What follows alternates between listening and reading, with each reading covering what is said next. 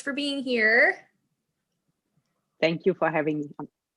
Well, I'm super excited to learn more from you just because you hit so many different cool areas of life. And, from just early trauma and hypnotherapy, I want to definitely talk more about your science background because I think that's really cool. And we've talked about if I had some like really random thing that I was really, really good at besides brain stuff, it would just be to be a general scientist and be really good at like numbers and like those kinds of things. And then just a lot of the cool things that you do to help people, heal in their marriage and feel more intimate. And then later in life, when you are experiencing loss and grief and difficult diagnoses, whether it's something like cancer or like a psychiatric illness, just a lot of those things. And I think that's so beautiful of your story because you really do kind of help people at any stage in their life. So if you wanted to tell us a little bit about how you kind of started your professional career and then what shifted to doing hypnotherapy and then now being a certified brain health coach with us. Yeah, thank you for the wonderful introduction. And yeah, it's a long story. I make it short. Please don't. Yeah. Oh, okay. So I make it a little longer. I started that I wanted to achieve something that helps the world to become a better place. And it needed to make sense to me. This was my intention. And that was the reason, or one of the reasons why I studied science and engineering, because this I thought makes sense to me. Right. And I fully went into those fields, right? And they did make sense, and it was fulfilling, and it was great, and it fulfilled my expectations. Then later I learned the hard way that there are areas in life that science cannot explain. I couldn't understand, but still they existed. So I was in deep struggle, and I decided that I would be open to the arena I could not understand. It was scary because this is not how I was raised. I grew up in the eastern part of Germany, and my generation, I think I can speak for many of us, we've been raised, think it through, does it make sense, make fact-based decisions. And then things happened. I couldn't explain them, but they still happened. And later with hindsight, so I'm jumping a little back and forth with hindsight, I figured out that hypnosis had not just saved my life, hypnosis and hypnotherapy had saved our daughter's life. And I wanted to know, right? The scientific brain of mine, that part of the brain, wanted to understand. And I studied, and I still do, hypnosis, hypnotherapy, the brain, the mind, the power of the mind. And I decided consciously, that was really a fact-based decision. I still see me sitting there and saying to myself, okay, I have a brain, two parts. And I limited myself by using only one part, the analytical part. Right. I don't want that limitation anymore. So let me use the other half as well. It was not a question of either or. It was, to me, it was use the other half in addition. And by stepping into that new freedom, with hindsight, I understood a lot of things better. Near-death experiences, we still cannot understand them fully. We cannot explain them fully. But I know they exist. Right. And our daughter was so severely sick, the medical doctors, modern science had given up on her. She was 10 years of age, a 10 years old girl. And the medical doctors said to us one evening, she will not survive the night. Say goodbye to her. And I couldn't accept that. And the next morning she was still breathing, and we took her home, and I talked to her day and night. And my husband, so from time to time, he said to me, don't you want to have a break? I think she has a headache already. And of course, he wanted me to have a break as well, to sleep, to get some sleep. I didn't sleep Of course. for weeks. So, and she got better. And with hindsight, I realized this is something called hypnosis. And then I studied it and still study it. And it took me many, many years to really believe in that so fundamentally, that I decided, and again, it was my husband who said to me, hey, you have to help more people open a private practice.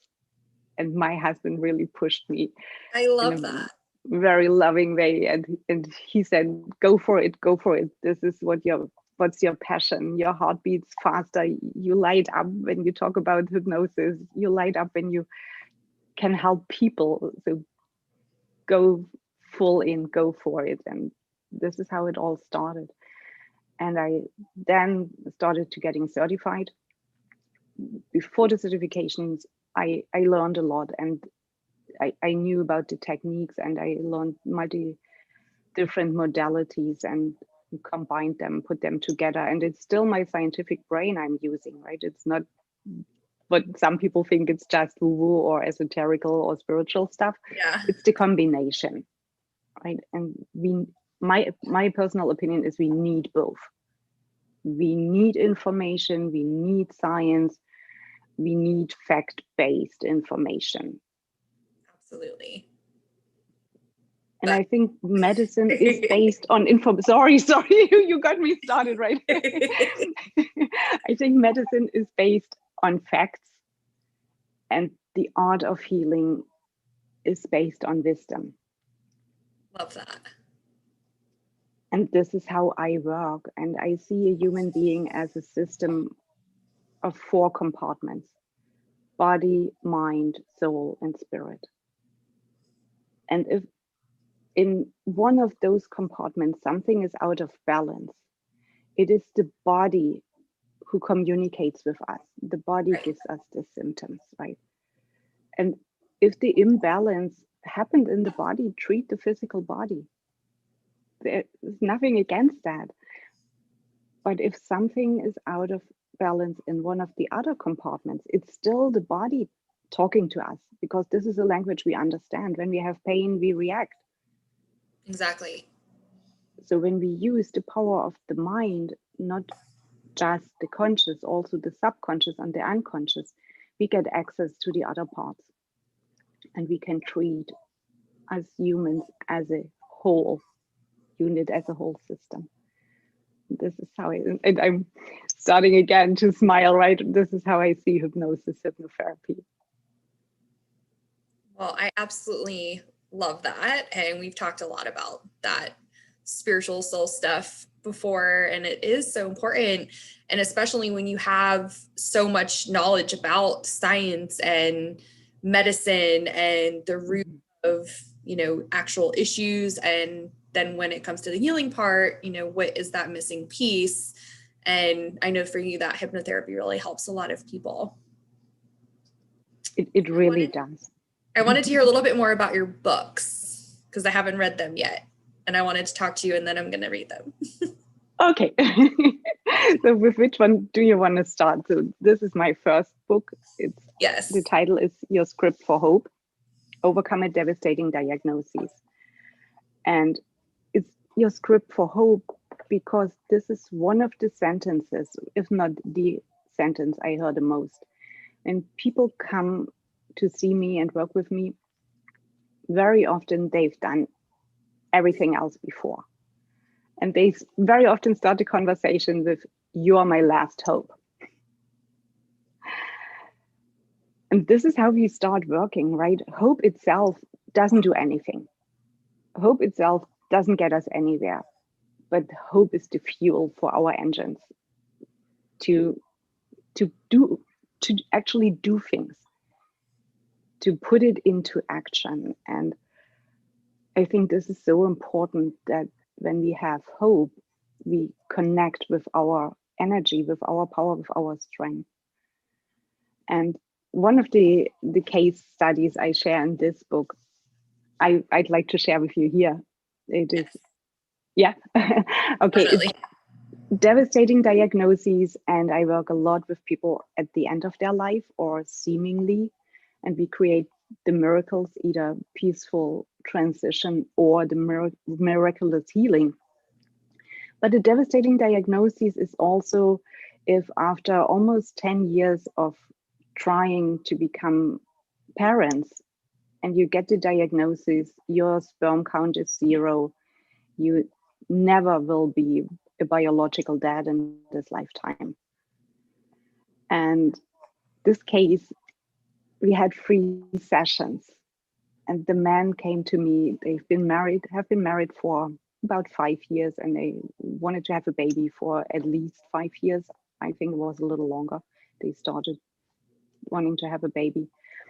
And after all those treatments, the summary they received was, you are never going to have a baby biologically in natural way. We had 3 sessions, and this little baby boy conceived naturally, smooth pregnancy, born naturally. I had the pleasure to hold him in my arms. Wow. 3 sessions, right? And the subconscious mind understood something literally, and this was not how it was intended to be understood. And the subconscious gave that body the order to not produce sperms. So if we could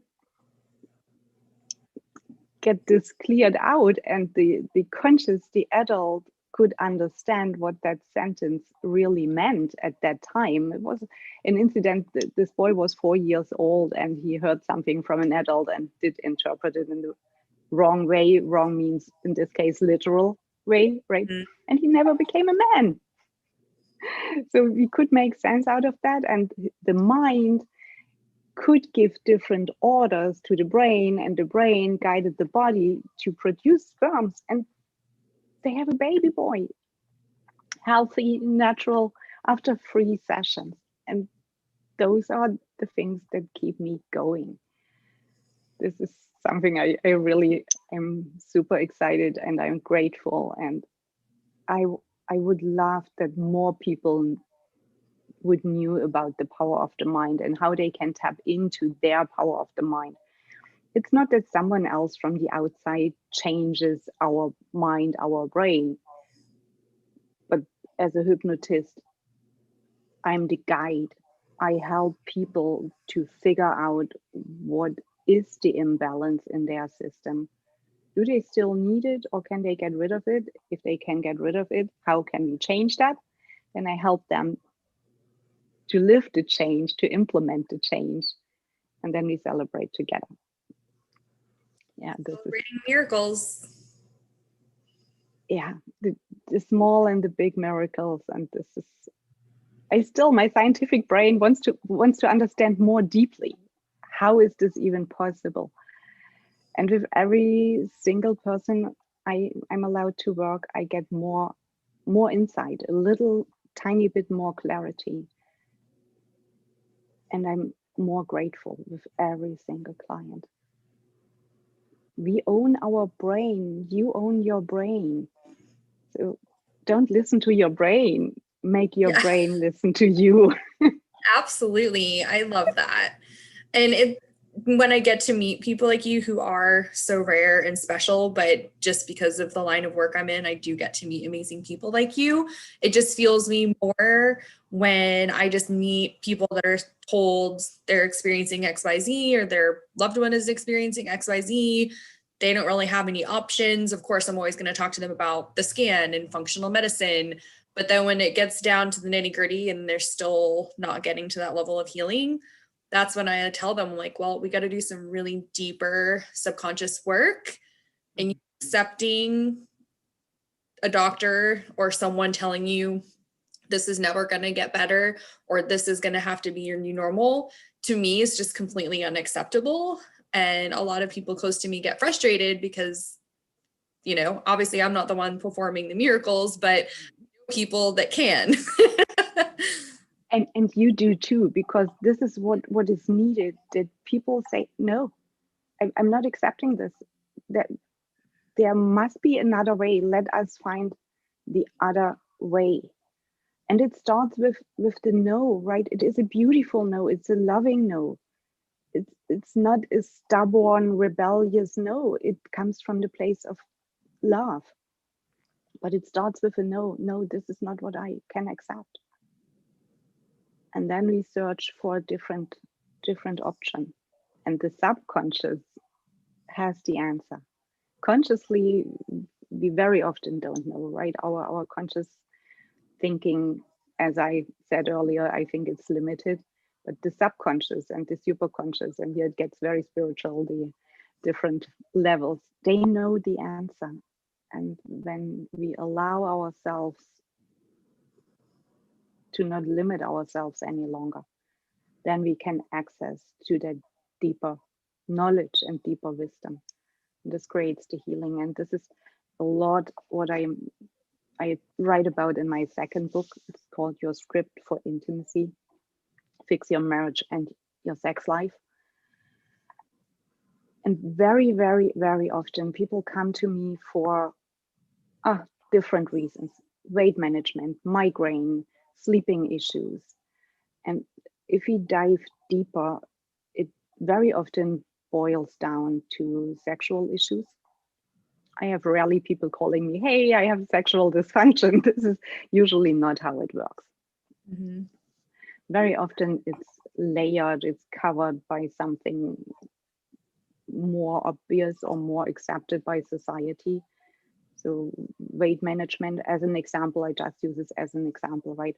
And this gives us the excuse to not love our body, and even a step further, to not love ourselves.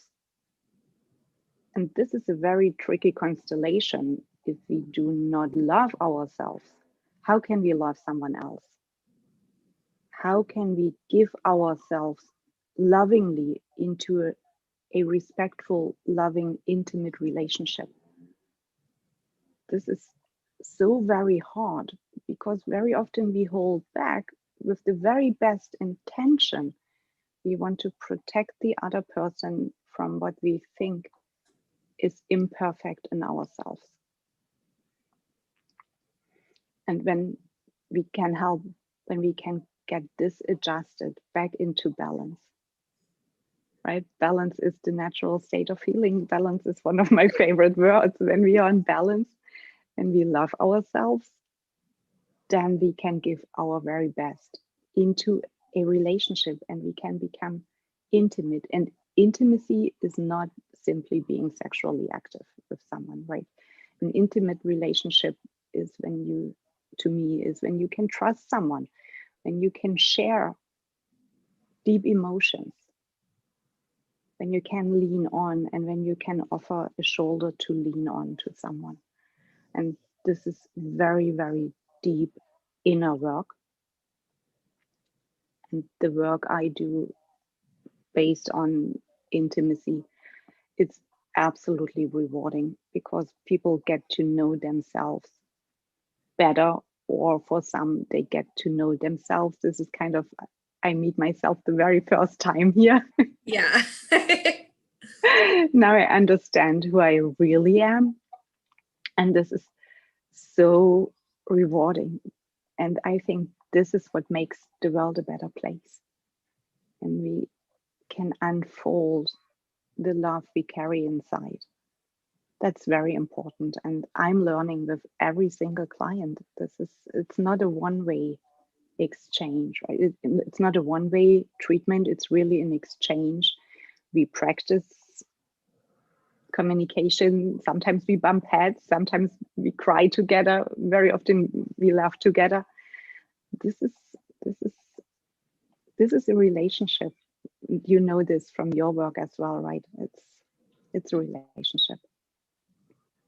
So what would you say to a couple if we referred them and they were in crisis and had said that their marriage has been difficult since day one and they've never really felt truly intimate with their partner? Like, what would be step one for someone that's kind of at that level of self-awareness? Usually I start with communication. So I really want to experience how they communicate with each other. And then I teach them how communication really works in the brain. Because very often, especially women, they say it over and over again. They repeat themselves with the same thing and get annoyed because she told him 100 times and he still doesn't get it. Yeah. And if his brain is not able to get it, you can say it another 100 times. He still will not be able to get it, right? If someone did not have ice cream yet, you can explain it in very colorful words. The person can get an idea, but how it really tastes to have an ice cream, how it really feels to have an ice cream on your tongue, this is what you only get when you have the experience. So the first step very often is to change the communication, to change expectations. I think we should have expectations. This saying, don't have expectations because you set yourself up for disappointment. I get this to a certain extent, but with no expectations, there is no guidance. There is no goal. There's no motivation. Right. So that's the first step, to work on communication and respect and seeing where the other person stands. I feel like you need your own dating site. Really? I think of like myself in mid-30s and then people a little younger than me, a little bit older than me that are single and have had difficult relationships, and they read all these books and listen to all these people that tell them, you know, there's the 4-hour rule, like don't text them back without 4 hours, and like all these rules about communication. And it's like, this just doesn't seem right. To me, it doesn't seem right. So yeah. I'm a different generation, and I've been married with my husband for 26 years, almost 27. And sure, we bump heads. We are not always on the same page. We have a lot of discussions, but it is very respectful and it moves us forward. The intention is from both of us to see what the other person sees. And I think this is super important. First, understand yourself. Because when you understand why you want that, why is this important to you? Is this really important to you? Is this your stuff, or did you inherit it in your value system from generations before you? Right. Right. This maybe did make sense for your grandmother, but is it still valuable for you or for us today? Right, the things that are still serving you, please keep them. If you learned you brush your teeth at least twice a day, it still makes sense. It's still serving. Keep it, right?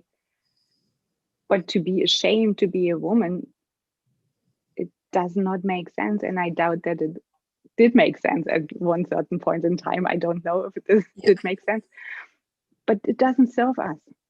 So let's shift that and replace it by a belief, a value that serves both in a relationship. And it's not gender specific, it is a relationship. If it's at the workplace, if it's with your best friend, or if it's in a marriage, it's about respect, understanding the other person, and also understanding ourselves, that we can ask for what we really need to be fulfilled and happy. If we don't know that, how can we expect the other person just guesses that, right? It's a lot of inner work and being very honest with yourself. And again, don't listen to your brain. Make your brain listen to you. Love that. Thank you. Important. Mm-hmm.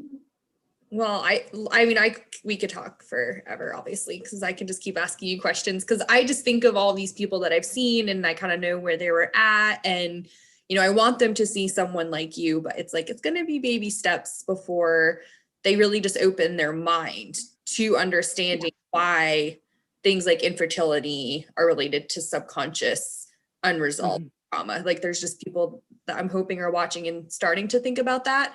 And I feel like that's actually a topic that has come up in my life several times where I said like, hey, like, have you ever seen like someone that does hypnotherapy, or have you looked into other types of kind of out of the box healing to get some answers? And most of the time they just, no is the answer. Like, no, I haven't thought about that. I wouldn't know how to go about that. And so I'm hoping that we'll continue just getting people excited about all the different things. I mean, there's so many different types of inner work that you can do, whether it's with a hypnotherapist, whether it's reading books like yours. There's just so many great tools. And that's where it's important to kind of listen to yourself, like listen to your soul, listen to your spirit, and let that guide you to the right people and the right materials, because there is a lot of crap out there that people are selling. This is so true.